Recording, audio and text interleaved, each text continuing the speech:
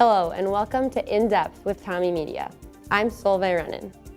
Mitra Jalali Nelson represents Ward 4 and the St. Thomas campus in St. Paul on the City Council. Nelson was sworn in last fall in a special election to replace Councilmember Russ Stark. She rents her home, like many students, and ran on a platform of housing issues. She's here today to give us a closer look at local government.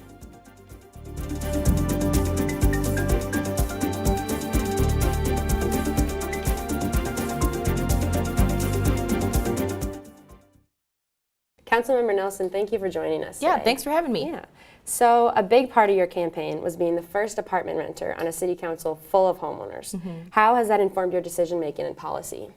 Yeah, so I ran for a lot of reasons, but there was one central theme to the point of all of our work, which is that our community is growing, it's increasingly young, it's increasingly diverse, and Minneapolis and St. Paul both have reached a tipping point. Over half of our communities are renting. Renter representation is really behind at every level of city decision-making processes, from your neighborhood council groups to any random community meeting you go to people in city staff and elected positions. So for me, this is about making room for all of the constituencies in our city and really working to drive a conversation about policies that are going to help our housing shortage, that are going to help people call St. Paul home for another generation, and just looking to the future with the fullness of who our city is. So I'm proud to represent us, and we have one of the fastest growing renter populations actually in Ward 4 because of all the different development issues that our community is undergoing right now. So part of, I think, the work ahead is to look at that change as a challenge and opportunity and really embrace it and work to make it work for everybody. So your election brought a lot of change to City Council besides just being the first renter. You're the youngest member, the first Asian American woman, and the council is now majority female. So why is that representation important? Yeah, I think it, first of all, is interesting being in this time where we are the first female elected majority. My predecessor was Samantha Henningsen. She is a tremendous leader in our community. She was Russ's aide, and she was appointed to be the interim. So we had a female majority council that was already operating prior to me winning. I think the significance of 4 women winning their elections and serving our community, it represents another tipping point in our city. I think representation is a starting point for good policy conversations. So, I just think we are an increasingly diverse and young community. We have a lot of perspectives that aren't often reflected in what government looks like. And I think part of representative democracy is that it has to be reflective of the communities we serve. So, I bring a lot of identities to this work, but I think in addition to that, we need to have policy agendas that match the needs of our city, and I am working to bring that voice to City Hall.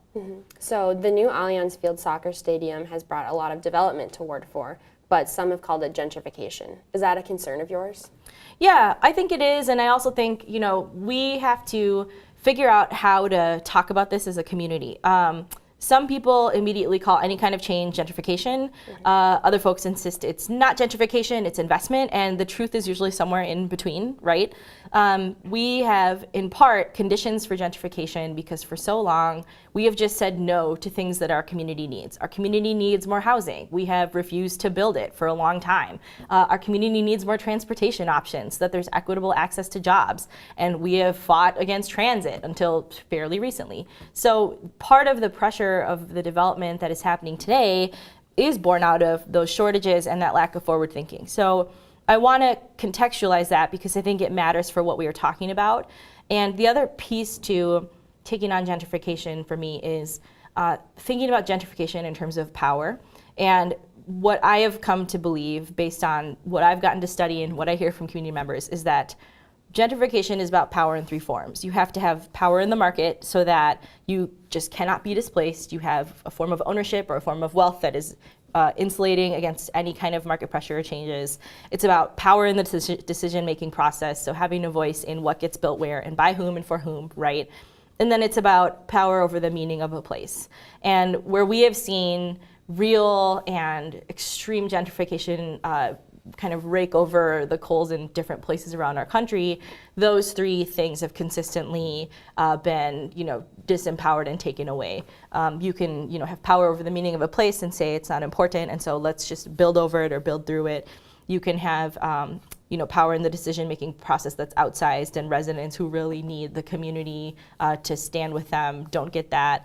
And you can displace folks who just economically don't have many other options. So I think about that a lot, and how part of this work is about building power in those areas. And I think it's very complicated, but we need everyone at the table to figure it out. Mm-hmm.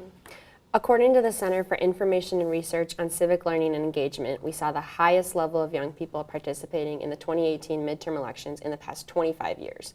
Do you see young people as involved in local government, and why is it important for students to pay attention to City Council? I have seen young people getting more and more involved in recent years. I think the median age of our council in general is a lot younger now. I think that is really great. The millennial generation running for office is interesting because I think we are both supporting people younger than us, whether they're our literal children or younger relatives and friends that depend on us. And our parents are aging, and we are increasingly dealing with supporting folks on that end of the spectrum. So it is just a different lens on leadership when you are like holding up so many other groups as well as making a way for yourself. And that matters a lot for if we develop policy for families, if we are thinking about every kind of person in every situation.